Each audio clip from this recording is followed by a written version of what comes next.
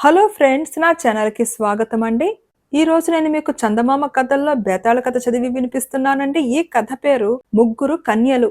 పట్టువదలని విక్రమార్కుడు చెట్టు వద్దకు తిరిగి వెళ్లి చెట్టుపై నుంచి శవాన్ని దించి భుజాన వేసుకుని ఎప్పట్లాగే మౌనంగా శ్మశానం కేసి నడవసాగాడు. అప్పుడు శవంలోని బేతాళుడు, రాజా, నీ పట్టుదల నెగ్గుతుందని తోస్తుంది. నీలాగే పూర్వం సింహకేతుడి కొడుకు విజయుడు తాను పూనిన పని సాధించి రాజ్యం కూడా సంపాదించుకున్నాడు. శ్రమ తెలియకుండా ఉండగలందులకు నీకు అతని కథ చెబుతాను విను అంటూ ఇలా చెప్పసాగాడు. పూర్వం విదేహ అన్న చిన్న రాజ్యాన్ని సింహకేతుడనే రాజు పరిపాలించేవాడు. ఆయనకు ప్రతాపుడు, ఉల్లాసుడు, విజయుడు అని ముగ్గురు కొడుకులు. తండ్రికి వాళ్లపైన చాలా ప్రేమ. సింహకేతుడికి పరిపాలనలో ఏనాడు ఆసక్తి లేదు. అందుచేత తన కుమారులు యుక్త వయస్కులు కాగానే ఆయన తన పెద్ద కొడుకు ప్రతాపుణ్ణి పిలిచి, నాయనా, నీకు పట్టాభిషేకం చేస్తాను. ఇక నుంచి రాజ్యభారాన్ని నువ్వే మొయ్యి అన్నాడు. ప్రతాపుడు అందుకు ఒప్పుకోక, నాన్నగారు, మీకు రాజ్యపాలన ఇష్టం లేకుంటే రాజ్యాన్ని 3 భాగాలు చేసి మా ముగ్గురికి ఇవ్వండి, అంతేగాని కిరీటం నా నెత్తినే పెట్టవద్దు అన్నాడు. అయితే రాజ్యాన్ని మొక్కలు చేయటానికి నగర పెద్దలెవరూ ఒప్పుకోలేదు.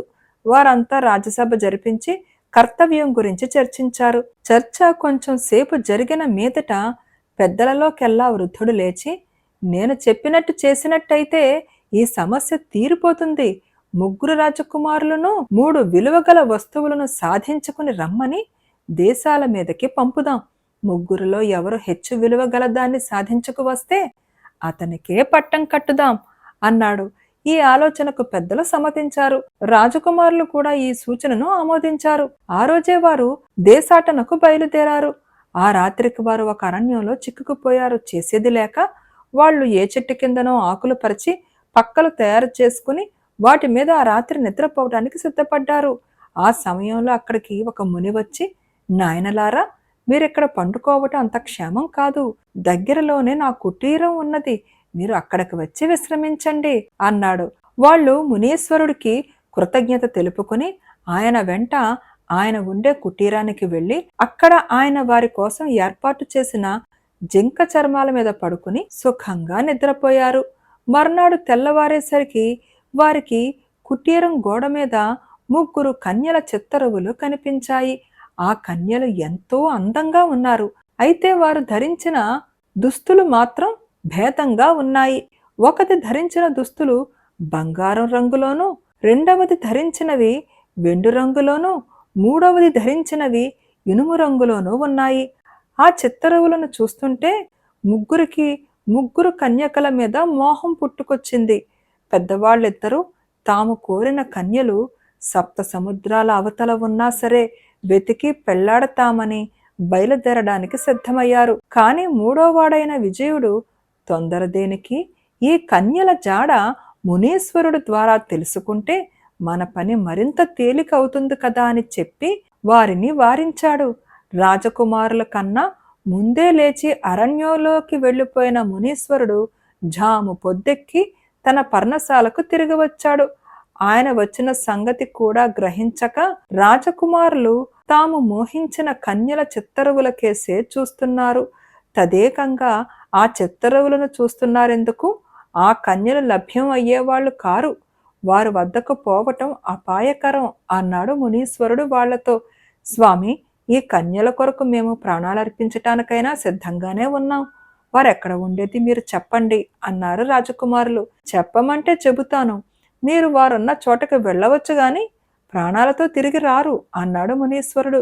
అయినా వాళ్ళు తమ నిశ్చయాన్ని మార్చుకోలేదు. అప్పుడు మునీశ్వరుడు ప్రతాపుణ్ణి తన వెంట అవతలకి తీసుకుపోయి, నాయనా, నిన్ను ఆకర్షించిన కన్య బంగారు కన్య. ఆమెను చేరే పద్ధతి చెబుతాను, శ్రద్ధగా విను.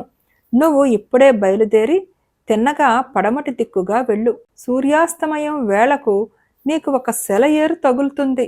దాని ప్రవాహం వెంబడే వెళితే ఒక చిన్న వంతెన వస్తుంది. అక్కడ ఉండే పదునురాయి తీసుకుని దానితో నీ అరచెయ్య కోసుకుని నీ రక్తం 3 బొట్లు సెలయేటి ప్రవాహంలో రాల్చి బంగారు కన్య వద్దకు వెళ్లే దారి తెరుచుకోవాలి అను. వెంటనే నీకు బంగారు మెట్లు కనిపిస్తాయి. ఆ మెట్లు ఎక్కి వెళితే నీకు ఒక బంగారు తలుపు, పక్కనే కొయ్య తలుపు కనిపిస్తాయి. ముందు కొయ్య తలుపు తెరుచుకుని లోపలికి వెళ్ళు. లోపల ఒక బంగారు కూజా ఉంటుంది. దాన్ని తీసుకుని యువతలకు వచ్చి బంగారు తలుపు తెరిచి లోపలికి వెళ్ళు. అక్కడ నీకు బంగారు కన్య కనిపిస్తుంది. ఆమె మీద జాడీలో ఉండే ద్రవం చల్లు. అప్పుడు బంగారు కన్యతో పాటు బంగారమే నీకు సిద్ధిస్తుంది. నీకు శుభం కలుగుగాక, వెళ్ళు అన్నాడు. ముని చెప్పినట్టే ప్రతాపుడు పడమరగా బయలుదేరి సూర్యాస్తమయం వేళకు సెలయేరు చేరాడు. సెలయేరు వెంబడి అతను వంతెన ఉన్న చోట చేరుకుని బంగారు కన్య వద్దకు వెళ్లే దారి తెరుచుకోవాలి అన్నాడు. కానీ ఏమీ జరగలేదు. అప్పుడు అతడు ముని మాటలు గుర్తు తెచ్చుకుని ఒక రాతితో చెయ్యి కోసుకొని 3 రక్తం పొట్లు సెలయేటిలోకి విడిచి ముని చెప్పినట్టు అనగానే బంగారు మెట్లు కనిపించాయి. అతను వేగంగా మెట్లెక్కి పైకి వెళ్లేసరికి అక్కడ బంగారు తలుపు, కొయ్య తలుపు కనిపించాయి. ప్రతాపుడు బంగారు కన్యను చూడాలన్న ఆత్రంతో మునీశ్వరుడు మాటలు మర్చిపోయి కొయ్య తలుపును పట్టించుకోక బంగారు తలుపు తోసుకుని లోపలికి వెళ్ళాడు. బంగారు కన్య బంగారు సింహాసనం మీద కూర్చుని ఉండి, రాజకుమారా, నన్ను చెరవిడిపించవచ్చావా? ఆహా, ఎలాంటి సుదినం! ఇలా వచ్చి నా సరసన కూర్చో అన్నది. ప్రతాపుడు అతి వేగంగా ఆమెను సమీపించాడు. అయితే ఆమె తన చేతిలో ఉన్న బంగారు బెత్తంతో అతన్ని తాకేసరికి బంగారు విగ్రహంలా మారిపోయాడు. అరణ్యంలో పర్ణశాలలో మునీశ్వరుడు ప్రతాపుడి కోసం వారం రోజులు ఎదురు చూసి నిరాశపడ్డాడు. మిగిలిన 2 రాజకుమారులు తాము మోహించిన కన్యల కోసం బయలుదేరాలని తొందరపడుతుంటే ఆయన వారితో, వెళ్ళకండి, ప్రతాపుడు నశించాడు అని చెప్పాడు. కాని ఉల్లాసుడు ఏమైనా వెళ్ళి తీరాలని పట్టుబట్టాడు. ముని అతన్ని అవతలకి తీసుకుపోయి వెండి కన్యను చేరే మార్గం ఇలా చెప్పాడు. సూటిగా దక్షిణంగా వెళ్ళు. మిట్ట మధ్యాహ్నం అయ్యేసరికి ఒక కొండ వస్తుంది. ఆ కొండ కింద ఒక జమ్మి చెట్టు ఉంటుంది. ఆ జమ్మి చెట్టుకు ఒక వెండి బెత్తం కట్టి ఉంటుంది. ఆ బెత్తాన్ని తీసుకుని దాని కింద నేలను కొట్టామంటే దారి తెరుచుకుంటుంది. ఆ ద్వారం గుండా వెళితే ఒక వెండి కుటీరము, ఒక వెండి మల్లె పొద కనిపిస్తాయి. ఆ పొద మీద ఒక వెండి పంజరంలో వెండి పక్షి ఉంటుంది. ముందుగా వెండి పక్షిని తీసుకుని వెండి కుటీరం ప్రవేశించు. అక్కడ వెండి కన్య సింహాసనం మీద కూర్చుని ఉంటుంది. వెండి పక్షి ఈక ఒకటి తీసి వెండి కన్య మీదకు విసురు. అప్పుడు ఆమె శక్తులన్నీ పోయి నీకు స్వాధీనం కావటమే కాక వెండి అంతా నీ అధీనమవుతుంది. ఉల్లాసుడు ముని చెప్పిందంతా తనకు గుర్తు ఉంటుందని చెప్పి ఆయన ఆశీర్వాదం పొంది బయలుదేరాడు. సరిగా సూర్యుడు నడినెత్తికి వచ్చేసరికి అతను కొండ దగ్గర ఉన్న జమ్మి చెట్టు చేరాడు.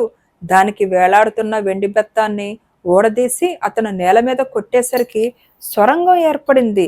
దాని వెంబడి అతను వెండి కుటీరం చేరుకుని అక్కడే ఉన్న వెండి మల్లె పొదను, పంజరాన్ని, పక్షిని గమనించకుండా వెండి కుటీరం ప్రవేశించాడు. అక్కడ అతనికి వెండి కన్య సింహాసనం మీద కూర్చుని కనిపించి దగ్గరికి రమ్మని ప్రేమగా పిలిచింది. కానీ అతను సమీపంగా రాగానే అతన్ని వెండి బెత్తంతో తాకి వెండి ప్రతిమగా మార్చేసింది. మరో వారం గడిచింది. అరణ్యంలో ముని పర్ణశాలకు ప్రతాపుడు గాని ఉల్లాసుడు గాని తిరిగి రాలేదు. విజయుడు తాను మోహించిన కన్య కోసం బయలుదేరాలని తొందరపడుతున్నాడు. ముని అతన్ని వారిస్తూ, నాయనా, నీ అన్నలిద్దరూ నశించారు. నువ్వు కూడా ఎందుకు అపజయం పొందుతావు? వెళ్ళకు అన్నాడు. స్వామి, నా పేరే విజయుడు, నేను అపజయం పొందను అన్నాడు విజయుడు.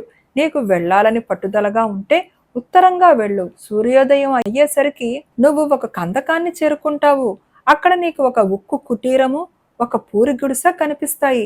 మొదట పూరి గుడిసెలోకి వెళ్ళి అక్కడ నీకొక ఉక్కు ఖడ్గం కనిపిస్తుంది. అది తీసుకున్నాక ఉక్కు కుటీరంలోకి వెళ్ళు. అక్కడ నువ్వు మోహించిన కన్య ఉంటుంది. ఆమెను చూడగానే ఆమె చేతిలో ఉండే కత్తి ఎగరగొట్టు.